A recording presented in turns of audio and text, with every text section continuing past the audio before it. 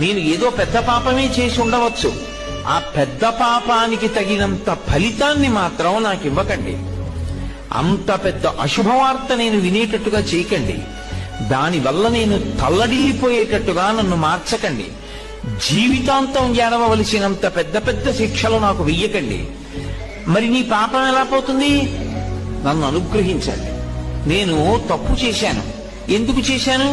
మీరున్నారని తెలియక చేశాను ఒకప్పుడు ఆ పాపం. ఇప్పుడు తెలుసుకున్నాను మీరున్నారని, కాబట్టి నేను చెయ్యను.